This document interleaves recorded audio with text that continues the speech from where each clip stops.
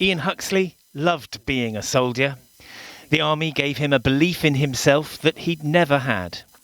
In the years that followed, though, that self-belief was to crumble into despair. I've attempted numerous times to take my own life. It wasn't a case of I was doing it because I couldn't go on. I was doing it because I thought it was a burden on the people I loved, and I just wanted to give them an easy life. More than 20 years ago, Ian was a young recruit in a cavalry unit. That meant years of training and drills, firing some of the army's most powerful weapons. I suppose it's very similar to the first time you've been in a very fast car and someone goes, watch how fast this goes, and you put the foot down and then the engine kicks in, the power kicks in, and you sort of get thrown into your seat. Similar to that, but you feel it in your chest. Sort of, it just sucks the air within that, and obviously it does. You just feel the shock of it. Ian now fears that firing those rounds left him with what's known as blast-related traumatic brain injury, where the shock waves he describes did lasting neurological damage. He went on to complete tours of duty in Iraq and Afghanistan. Shortly after returning from his last tour, things started to go wrong. I was struggling to sleep. I was drinking a lot more. I was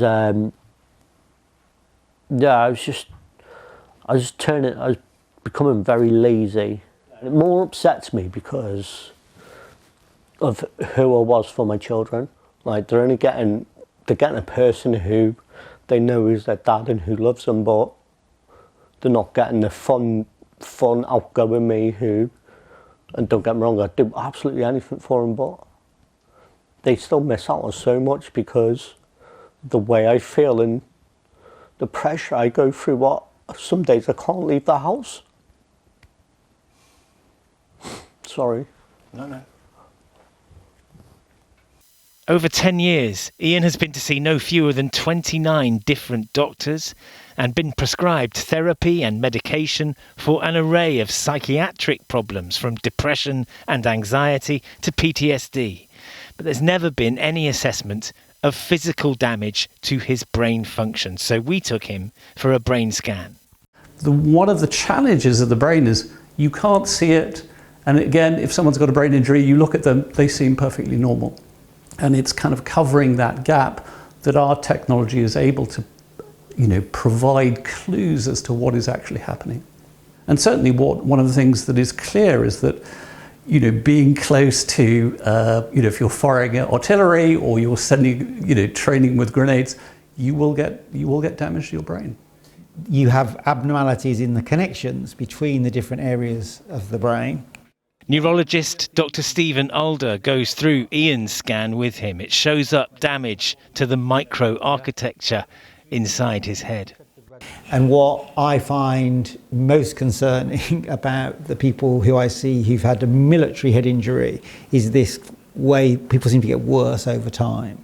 It's a relief in one way, knowing that you're not going crazy and it's not just a mental health problem, there's a physical issue there. Here's what it is, but at the moment there's nothing we can do about it.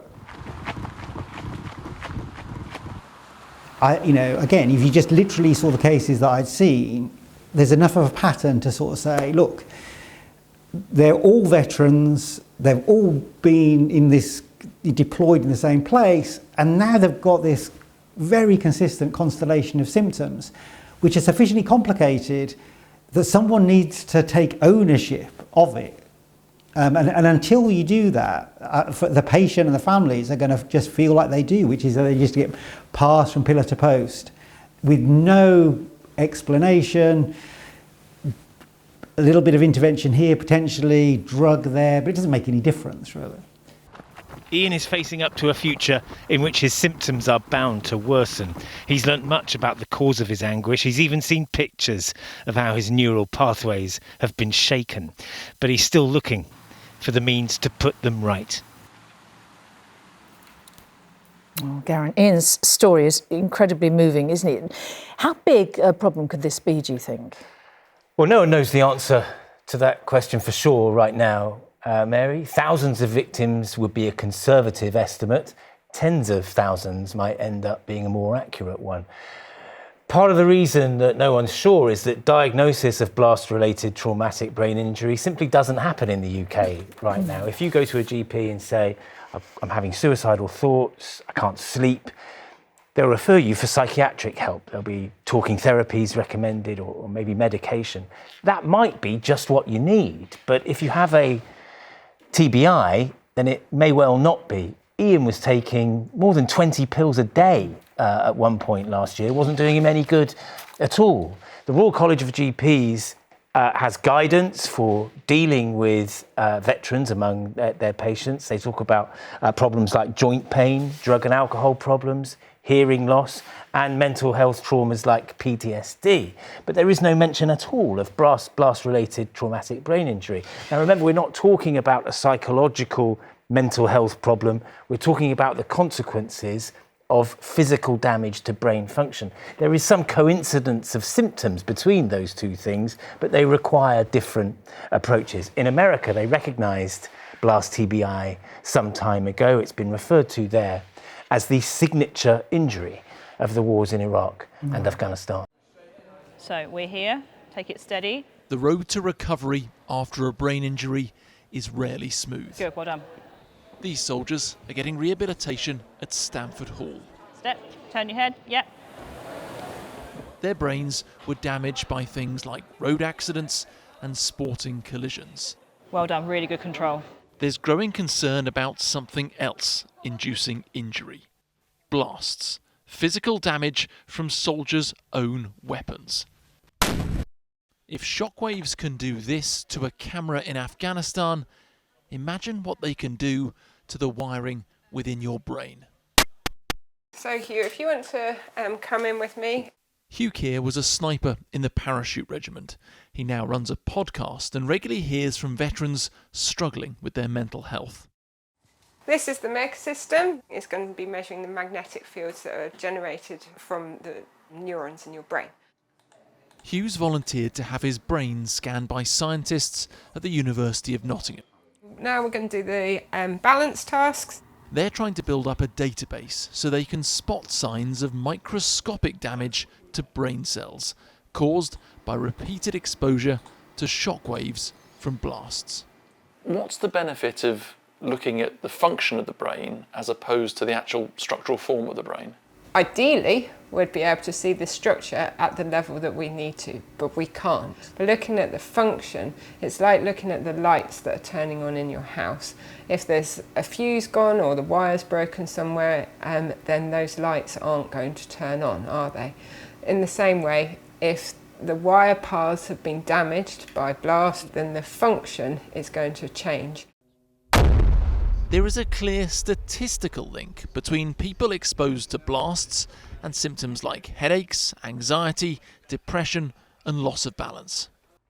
This work, in conjunction with the MOD, is looking for the physical damage which may be causing those symptoms. For the first time on camera, the MOD's lead on brain injuries confirmed there is a link. If we go back 20 years to the early Iraq and Afghanistan campaigns, the perception was that we were seeing concussion and mild traumatic brain injury predominantly from impact and exposure to kind of substantial blast.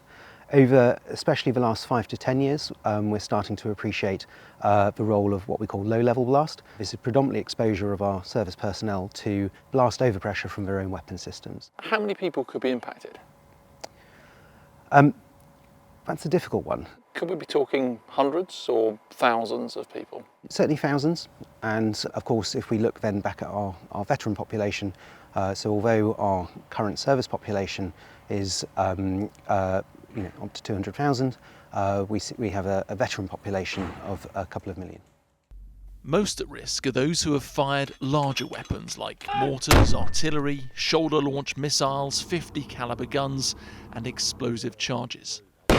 Often, exposure can be at ranges, so one key question is, should practice firing be limited in the same way heading is during football training?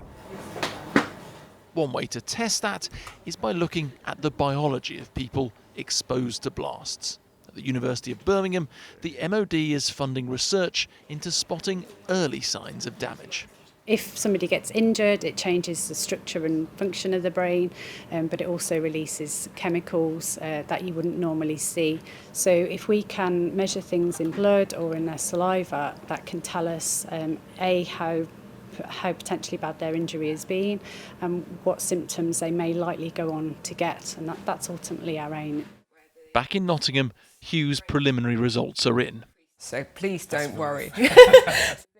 Function is normal. We're not seeing the rebound that I would expect in the time window that I would expect. But there are some anomalies. That could be the result of blast damage. But to say so definitively, scientists need to collect much more data. Start. In truth, it will take years for these tests to become clinically approved. And veterans want answers now. Martin Stew, ITV News.